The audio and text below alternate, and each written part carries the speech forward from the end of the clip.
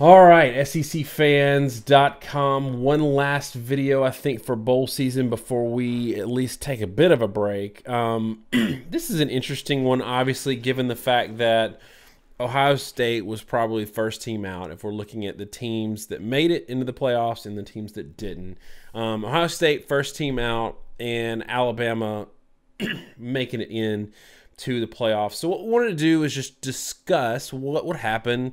What does our computer model think would happen, and what do we think would happen if these two teams played on a neutral field? We did this with Georgia and Alabama earlier in the year, and it fostered a lot of really good discussion. So I'd love to talk about that here. So instead of what we normally do, where we talk about teams and matchups and excuse me, how they compare to one another, and then we get into the model, let's do the model first and then kind of work the discussion off of what the model says. Both of these fan bases are super familiar with how we do things and what our model is. So let's get into the model, talk about it, and then we'll discuss sort of what we think about the model. Right, and I'll do a lot of talking. Some of our videos have been delayed, honestly, because I was quite ill, and of course now via the internet you're somehow getting what I had. But you know, to rehash, because then I think sometimes these videos attract people that don't normally watch our show. The model is a per play statistical model, so we look at how you do per carry, per attempt against your opponents. We look at how you do versus your opponents versus how your opponents did against everybody else. So it's entirely comparatively weighted. It's entirely based off the strength of your schedule, the strength of the teams you played, and how you did against that given strength of schedule. From there, we project your strengths and weaknesses. We compare them against the other team's strengths and weaknesses. And then we look at your own team and say, okay, given these comparisons, this is about how you should do in this game. And when you've done this well offensively, running the ball, this well passing the ball, how many points did you actually manage to score? And from there, we draw a score. So it's entirely based off historical data. I don't use any of our own constants. We don't put any weights on it. We do it exactly the same way every time we run a model, internal, external, the SEC. There's no sort of hidden weight. We don't weight SEC teams more or less. And we don't do subjective things like waiting for the quarterback being missing or the weather or home field advantage, because those all require me to inject my own opinion of how much weight should be given for home field advantage.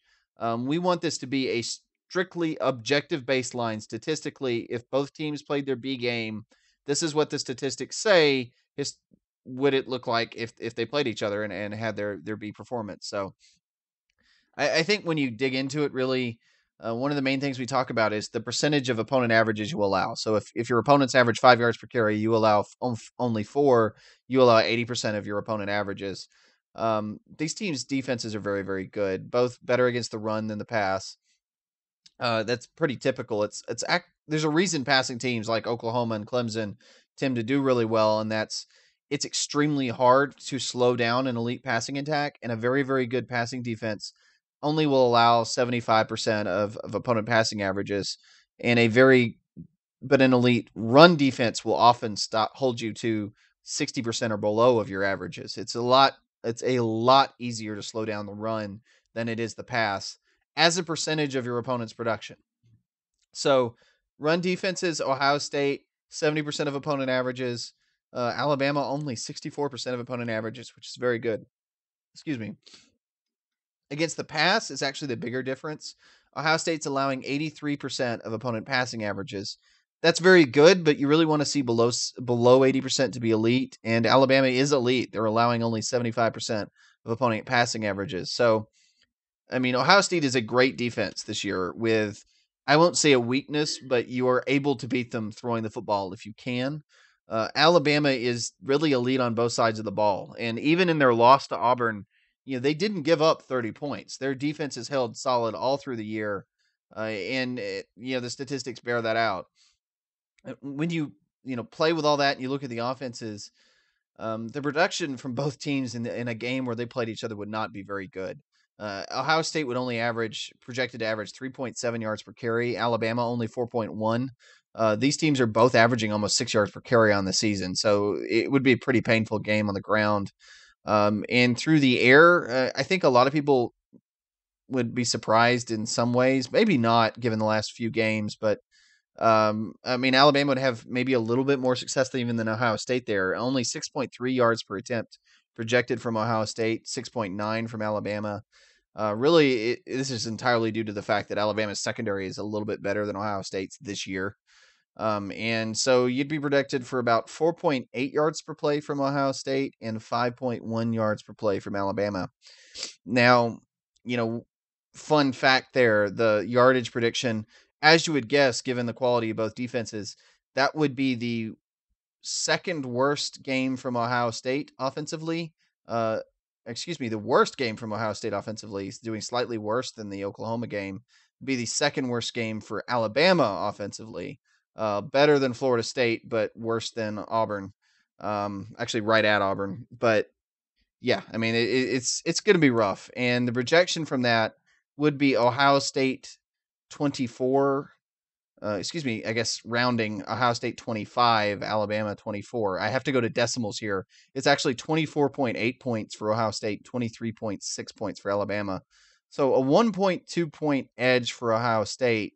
And what's interesting there is Alabama would be expected to outgain Ohio State, but Ohio State is a little bit more efficient at scoring than Alabama. And I don't know how you want to bear that out, but more or less, the teams are pretty darn evenly matched. And anytime you see a score under 24 points, it's a bit of a slog and it's a bit of a coin flip. And I think one more thing I'll add before I'll let you jump back in. With this result, every SEC team we've modeled the entire bowl season has been picked to lose by our model. And there's a big caveat here because we're comparing how Ohio State did against the Big Ten versus how Alabama did against the SEC. And frankly, we don't know how the conferences are going to do because there is so little interconnections, meaning we've had the top 25 teams in each conference have very, very, very, very rarely played each other this year. And it makes it very hard to have any sort of comparative data to weight how much, is Alabama playing the SEC? Is that a better or worse thing than Ohio State in the Big Ten? We don't know. But yeah, I mean, the SEC as a whole, not picked to do very well this bowl season. And here again, Ohio State, slight favorite over Alabama in our model. It's interesting because this is, if you took probably the rest of the discussion we're going to have, you could also apply it to Alabama versus Clemson. That game was down to the decimals in terms of who it favored. The one thing that we don't have here is the ability to project or bake into that Alabama's defensive starters that they're getting back that were injured. That's a big part of what their makeup would be, throughout the year. I think their numbers would be a little better, but we also talk about how when you're really good in terms of your numbers, it's hard to do that much better because it's hard. As you approach zero, it's really hard. The other thing that I think is worth noting in this game is two things. One, we both think that there is a good opportunity that Tua could play against Clemson if that same scenario worked out, like you said, where if they play Tua against Clemson, that means they think that he's going to be really successful. They've seen in him enough that he would give them an opportunity to do well.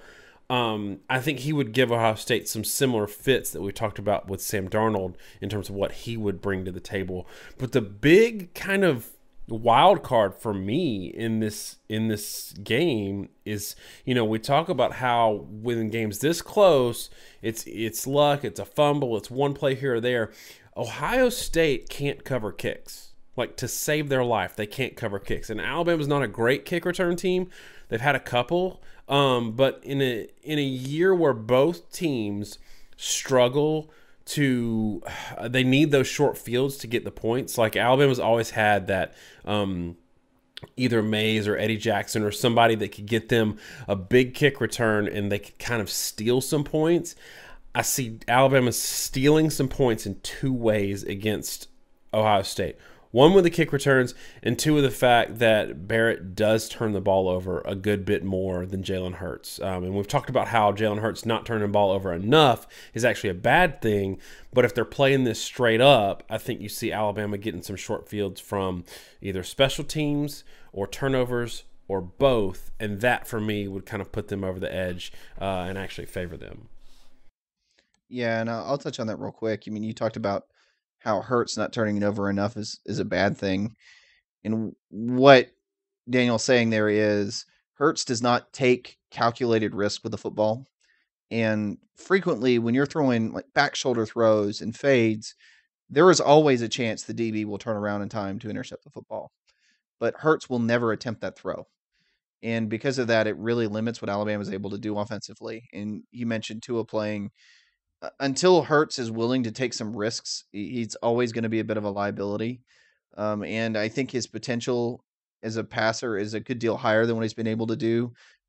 But yeah, when you've only thrown one interception, in a way, it's a really good thing. But what it also says is, in the Oklahoma game, in their championship game, there was a play where Mayfield sees the tight end coming over the middle of the field, and he sees the linebacker turn his hips the wrong way and start turning, and he throws right over the linebacker's shoulder to the tight end for a big play. And watching that play, I sat there going, man, Hurts would never throw that. And that's why he has the problem that you just mentioned. It's because that play, the linebacker can turn around and he could intercept it. There was nothing preventing him from doing that. It's just the quarterback saw it and said, I don't think this guy's going to turn around. I need to make a first down here because it was a third down play, and he ends up making a 25-yard completion. If you don't make that attempt, you're never going to get those third downs. That's what kills your third down completion conversion percentage. And you're absolutely right. But also the problem too there is Barrett, when pressured, can really struggle. I think both these offenses have shown they can really sort of struggle. They both have the same problem, in my opinion. They're overly reliant on the run spread. The run spread can be stopped by very good defenses. And right now, I think both these offenses have turned to a style of offense that is really, really adept at beating teams where they have superior talent because it exploits space, it exploits one-on-one matchups, and it's designed to get guys out of position. And when you play really good teams with quality defensive players that are well coached, they're going to be in position. When you throw a receiver screen, they can react faster to the ball, so you have less room to operate. And their defensive players are pretty much always going to be able to run down your quarterbacks when they try to get to the edge. And so both these teams all season were really well equipped to blow out average to bad teams and really poorly equipped to beat really good teams because they can be rendered one dimensional. It's an interesting hypo, but what I think it also kind of points out is it'd be a pretty grinding game if these teams played each other. I mean, there would not be a lot of yards, and you would be talking about one or two big plays, and it'd be a matter of does one team make, in Ohio State's case, does Barrett make one or two costly mistakes that'll lose them the game? And in Alabama's case, it's going to be, is Hurts willing to take the one or two risks he needs to take to give them a chance to win? All right, so when we did the Alabama and Georgia hypothetical, we didn't give scores, we didn't make a prediction. I'm not going to let us off the hook that easily for this one. Give me your gut score if this game played. Tell us what the model said again, and give me your gut score, and then I'll give you mine. So again, the model said Ohio State 25, Alabama 24. And if you want my gut prediction on that, I am gonna say Alabama, and I'm gonna say Alabama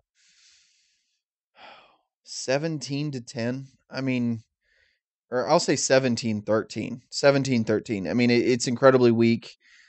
I think healthy Alabama would be able to get enough pass rush and pressure to really disrupt Ohio State and, like you said, just steal some points somewhere.